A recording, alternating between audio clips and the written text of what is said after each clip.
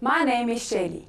In our last lesson on algebraic fractions, we learned how to simplify more advanced fractions by simplifying expressions that involved a difference of two squares. In this lesson, we are going to continue to learn about the simplification of more advanced fractions. By the end of this lesson, you should be able to simplify expressions that include trinomials. So far in this series, we have revised basic factorization. We also moved on to factorize a difference of two squares, and in this lesson we are going to move on to factorizing trinomials. Now, what is a trinomial? Well, the word tri indicates three, like a tricycle has three wheels, and the nomial indicates terms. So, a trinomial is an expression with three terms. Now, certain types of trinomials can be factorized. Let me show you. And as we did in our first lesson, I'm going to use a diagram to help us. And again, we will use something we know, a familiar tool, the area of a rectangle, to help us to see how a trinomial can be factorized. Here is the rectangle, with sides x plus 4 and x plus 1. We are asked, what is the area of the rectangle? Well, we all know that the area of a rectangle is length times breadth, so it is x plus 4 multiplied by x plus 1. But how do we simplify this expression? Let's do it visually on the diagram. Here you will see that the length of the one side is x plus 4. So let's go and fill it in. This would be our x and this would be our 4.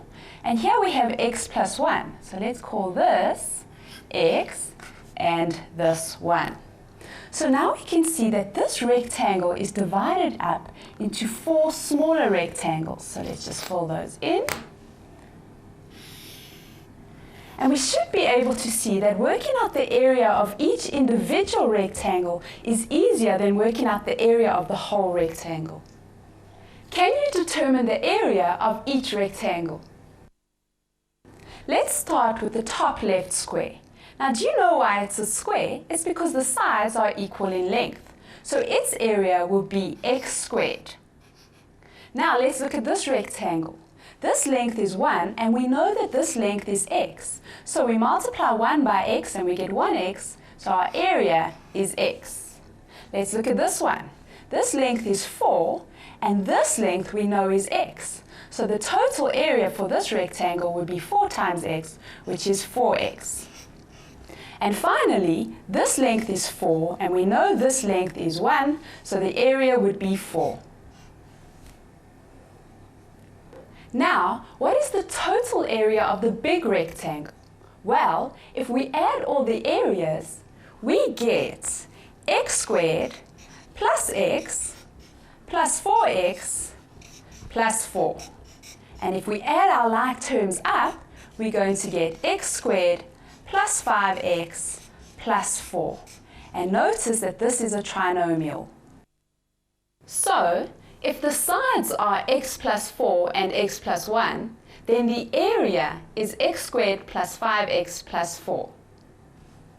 And therefore we can say when we multiply x plus 4 by x plus 1, you will get x squared plus 5x plus 4.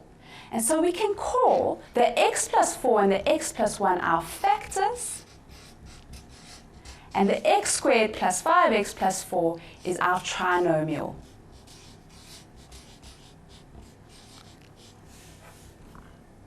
Now let's do the opposite process. I'm going to give you the area of a rectangle and the length of one side, and you need to tell me what the other side would be. Look at this rectangle. The area is x squared plus 7x plus 12. One side is x plus 3 units. How long is the other side? Now this is quite interesting. I'm going to show you how to do it using the diagram. I roughly divide the one side into x units and the other one into 3 units. So this one is our x and this one is our 3. So let's divide the rectangle into 2 smaller rectangles. Now if we look at our expression, we should know that one of the areas should be x squared. So we need to create a square. So we measure off this length is x. So if we measure off this length to be the same, that would also be our x. And so then this length becomes our unknown length. So we have a question mark. And now lastly, we draw in our other line to create 4 smaller rectangles. Let's now fill in what we know. We know the area of 2 of the rectangles. The area of this square is x times x, which is x squared. And the area of this rectangle would be 3 multiplied by x, and that would give us 3x. Now, what do we know about this rectangle? Well, we know the length is x, but we are multiplying by an unknown length, so we don't know the area of that rectangle. So let's call it a star. And then what about this rectangle? We know this length is 3, but we also have an unknown length, so we don't know the area of that one, so let's call it a triangle. But now let's look at what we do know. We do know the total area of our rectangle. So we can say that the total area is the sum of the areas of the smaller rectangles. So we can write x squared plus 7x plus 12 is equal to x squared plus 3x plus star plus triangle. Now if we go back to our smaller rectangle, we will notice that it's x multiplied by our unknown length. So our star actually contains a variable x, and we need to find out what is the number in front of that variable.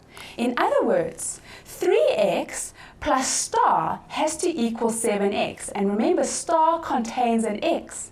So 3x plus something equals 7x. We know that it's 4x. So we can go back to our diagram and we can write down our unknown is now 4. Now let's check what we've just done by working out the area of our last small rectangle. In other words, let's work out the value of this triangle. Now we know that this length is 3, and we've just worked out that this length is 4. So 3 multiplied by 4 would give us 12.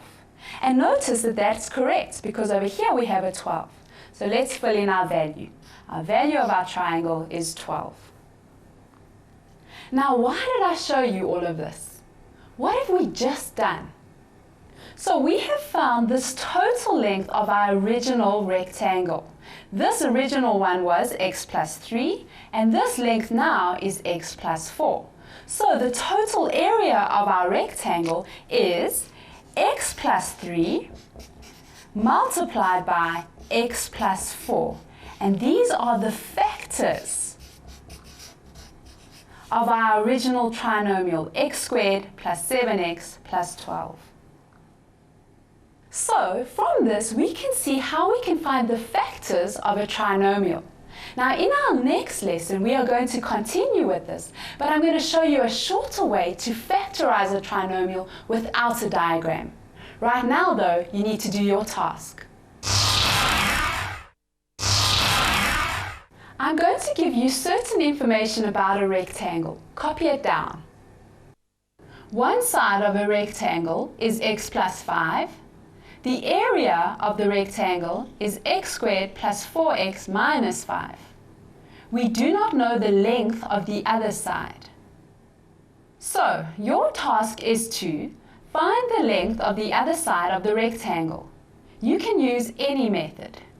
Remember to join me for the next lesson where we will learn an easy way to factorize a trinomial without using a diagram.